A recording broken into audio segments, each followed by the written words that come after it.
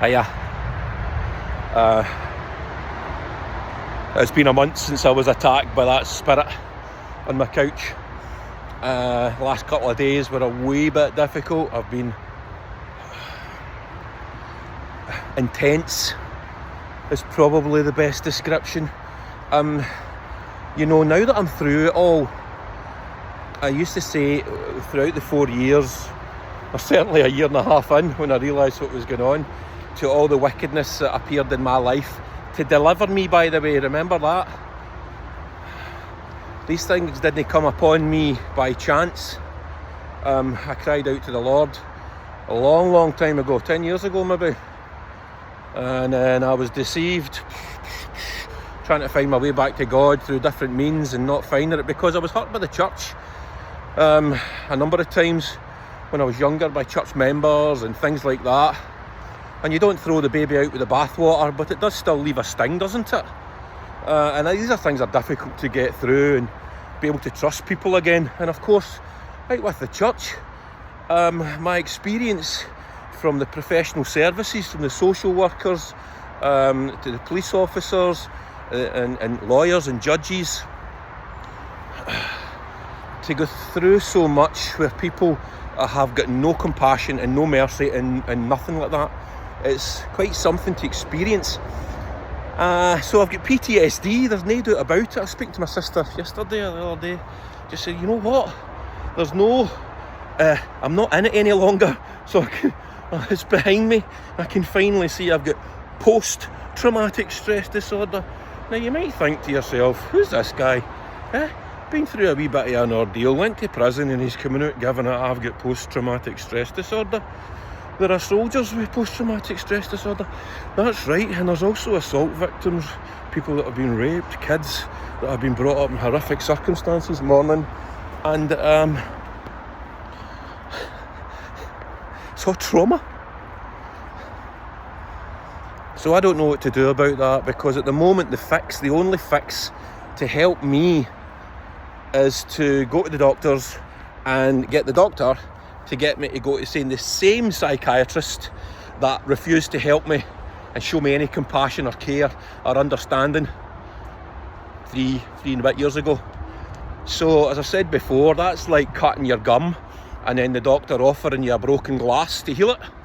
Get that into your gums, chew that twice a day. Isn't it funny? But, and I should say, the relationship with my doctor's moved on quite something from there, and I'm going to go back and see her to talk to her, because you've got to just go and say, look, what can you do for me? Oh, nothing. Right, thanks.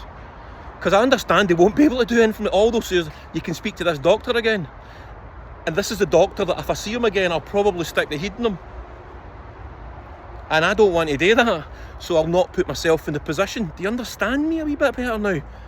I don't want to be around about people that will trigger me. I had a wife that gaslit me for years and years and years and years and years, and she knew she was doing it. Anyway, we've all got a cross to bear, and this is mine. So anyway, PTSD. Oh, I don't know what people go through. I'm trying to smile my way out of it, but it's not easy, because there's an awful lot of darkness about. And my court case, the second one, the big one, the one that really the event happened, it's just about how it happened that people are confused about. They're not confused, they're just telling a lie. And it's alright, because anybody that knows me or has watched anything to do with me, seen anything, can now see that everything I was telling you was the truth. I just don't have money to fight it. And you know what, even if I did have money, I wouldn't give it to them. I'd give the money away before I gave it to the courts. Wait, I'm going to tell you something about the courts, definitely spoke about this before, but maybe not in depth. When I was going through the court case and we were trying to get to the bottom of what was wrong with me, well, there's nothing wrong with me. I'm just autistic. I have an autistic brain. I look at the world through autistic eyes, and I also look through a biblical lens, which gives me different gifts and different understandings. people that don't have that, morning, people that don't have autistic brains. And if you watched the ADHD thing last night, the guy was saying that he doesn't consider ADHD as a neurodevelopmental disorder. I don't know if I do either, to be honest with you. It's just like I don't know. I'm not going to downgrade it. All I know is that autism, you can put two brains together and see that they're different, because they're literally wired up wrong. Not, oh, your brain's wired up wrong. No, autism has a number of extra neurons in it and clusters and stuff like that. Anyway, when I was going through the assault trial, all the lawyers were quite happy to start with. You get a legal aid and they just start taking the money out of it. The first lawyer done that, never done anything that we asked them to do, because they don't care. They actually don't care. I get that now. The second lawyer done the same. When I went from the second lawyer, as I said, the Lord gave him a heart attack. So that, because by that point, Luke was getting ready to throw me under the bus. I remember being in the court one time early on with Luke, before I'd even got my court-appointed autism assessment. And I was sitting at the back of the court, and I could hear clearly him talking to the rat, the PF. It's a sleazer-looking wee guy, a right slimy, dirty guy. Well, he's probably in the Masons, so he'll be just crawling with evil spirits. And you know those guys, they all look the same, don't they? They look greasy, black hair. They look as if, well, they're in a horrific industry, and that they have to give themselves over to evil all the time, or they'll never get on. And that's what they do. Anyway, I heard Luke saying to him, well, we're trying to get an autism assessment. And he was like, what difference is that going to make? What difference does that make, eh? And I remember Luke going, well, perception for one, an understanding of the situation, which quite often I don't have an understanding. And that's embarrassing when that happens, because I'm quite a intelligent guy, apparently. But I do so many stupid things, eh? But that's autism. That's just the way it goes. You roll with the punches, eh? So nobody, eventually we got through the autism assessment, and I was advised still to go for my NHS one, which was coming up in a few months. So I did that, and that was great, because I believe, if people are paying for autism assessments and whatnot, well, people will tell you anything. And if you watch the ADHD thing last night, you'll see the criteria is anything from an itchy bum to tearful eyes. I went through all these symptoms, and it's just kids. It's just young kids. That's all it is. So I'm not saying that ADHD isn't something, but if you look at it, and I looked at what they were saying last night, within reason, because I kept flicking in and out of I couldn't hold my focus. Isn't that funny? But anyway, what I wanted to say to you about the criminal justice system is, eventually I had went through, and my sisters had helped me so much, phoning, emailing, stressed out their heads. So they've probably got a bit of post-traumatic stress for all this as well, I would have thought. But regardless, we went Glasgow down to Ayrshire to specialist autistic people that represent autism, and they came up, represented me. Right, we'll be back again in 2 weeks. They got the stuff from the lawyers, they looked at it, and then they let us know that they weren't going to represent us. Right, so that happened again in Glasgow, and then it happened again. So everywhere we were trying to get legal aid, help, all over, everybody was quite happy to do it, until they got a look at everything that was written down. Because at that point, at that point, everyone could clearly see by the evidence in it that they didn't want to touch it. Because as I've said to you before, you don't go against the crown, especially when they're the hand that feeds you. And all of these lawyers, they get jobs from people. They get their jobs, like their clients, almost handed to them, if you like. Now it got to the point that nobody would take me on, and I remember standing in Lanark Sheriff Court, and there was a lot of people in the courtroom and getting dealt with, and I had to get into that stupid box hanger, whatever it is, the dock. And I remember all the lawyers, about 6 of them sitting around about the table, and Archie Hill was there. I remember him being there with his head down, Some of the lawyers were there. I'm no secret. I was no secret up in Lanark Sheriff Court, by the way. Honestly. And it's not me going, oh, I'm the man. No, I was not the man. I was an absolute thorn in every one of their sides, Because what I was telling you all from the beginning was the truth. Everything. To the point that even the copper that helped me, Colin, you said I was drunk. You just thought I was drunk. How many drinks did you have that day? You thought I was drunk because I was trying to make that appearance of somebody that was excitable and a good company to sit with. But you had other things to do, so off you went and made that assumption. And I was drugged then. And it was recorded by the doctor in the police station in the morning. 0 signs of intoxication. So, no smelly drink, no drinking, no. Do you understand what I'm trying to say? It's all a lie. And you've all covered it up. Anyway, it's alright. I'm quite happy that I've experienced all the things I've experienced. So when I went and I stood up and I was like, she was like, where's your lawyer? I said, nobody wants me. Why not? I says, well, apparently I became quite a stumbling block, making a reference to the word, which probably nobody got, but they will do when God reminds them of it, when they're standing in front of them at the judgment. By that point, people have had 1,000 years to realise in hell that they are done. So accept Jesus Christ into your heart just now and avoid all the terror and the trouble and the stress and the worry. Just give your heart over to him and then everything's alright. Everything's alright. So eventually what happened was I had decided that I'm going to represent myself. And I just said that to I says, well, I'll just have to do it myself then. I said, but my lady, if you wouldn't mind helping me out a little bit because I have my difficulties and maybe the courtroom could be empty or whatever, blah, blah, blah. Right, no problem, we'll do that. Off I went. All back through all the evidence I gathered and had been given and the stuff that had been slipped to me when stupid lawyers were just giving me things thinking, don't know what they were thinking, but the Lord was giving me tiny little crumbs all the time, and over time my brain just worked it all out.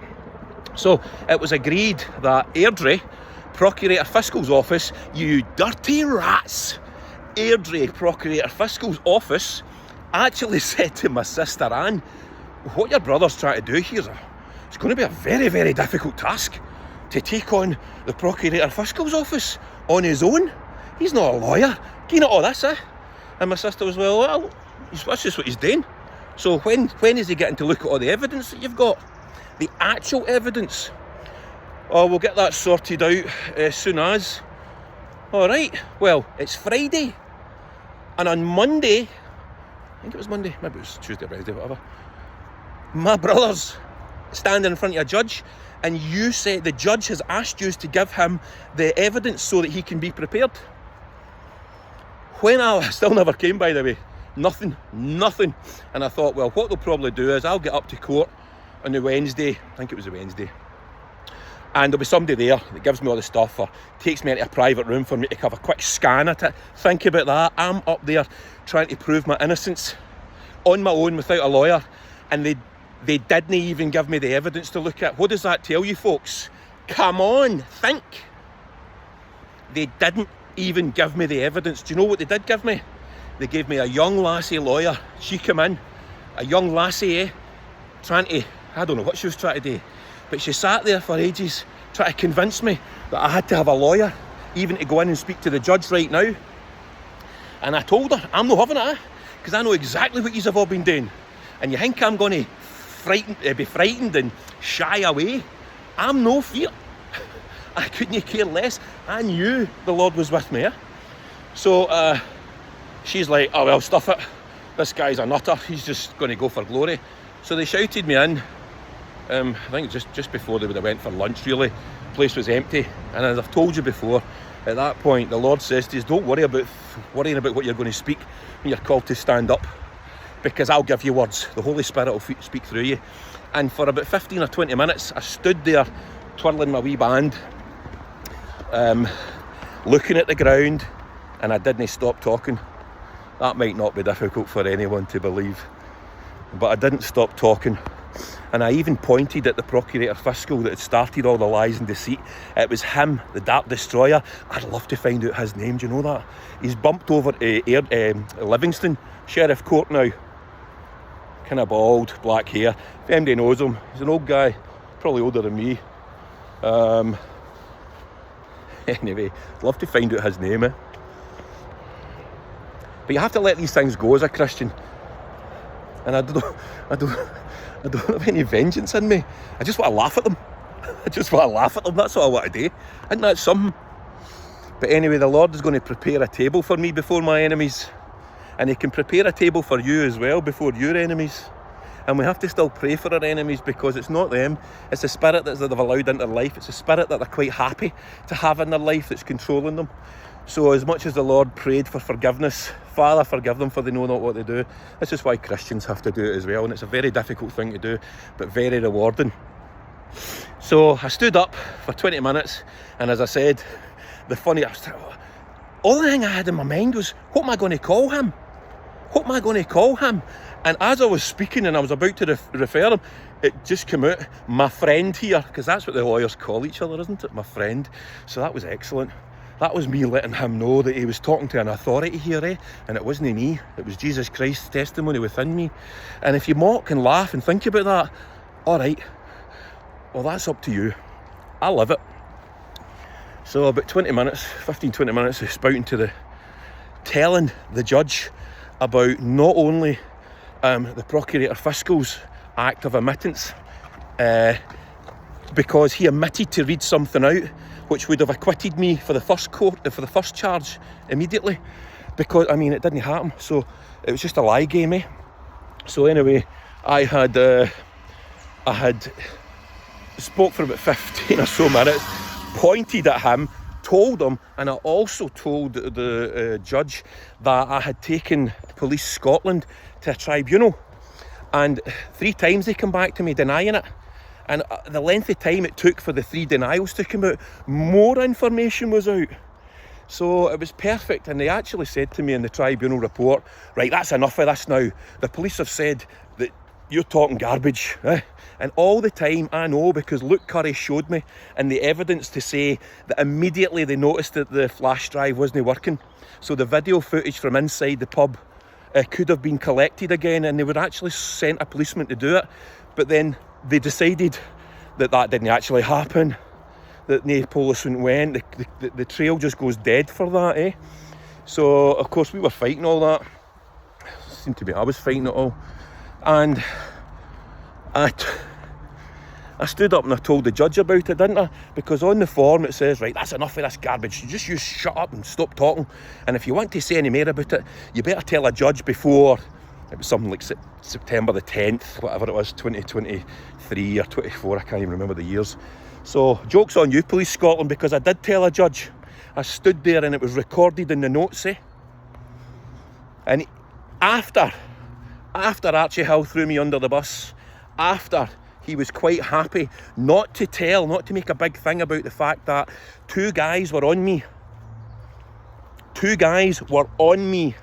Whether they were trying to hit me or trying to move me or trying to whatever, there was 2 men on me, and I was not sound of mind because I'd been drugged. So when I seen another guy running towards me, lifting his hand up, getting ready to punch me, you better believe I'm firing out a punch as quick as I can. And I hit him 3 times apparently. Just with my left, which tells you again that 2 people were holding tight onto me, because I would have punched somebody with my right. Anyway, why am I telling you all this? I'm telling you to prove my credentials. I'm telling you that I've been through hell and back with the legal justice system. They are not here to help anyone. They are only here to throw you under the bus, to keep that industry churning over. And I'm not entirely sure what's coming to this earth, but I know that it's going to be absolute hell on earth. And I've lived a little portion of that. Trust in Jesus today. Take care of yourselves. Time's short.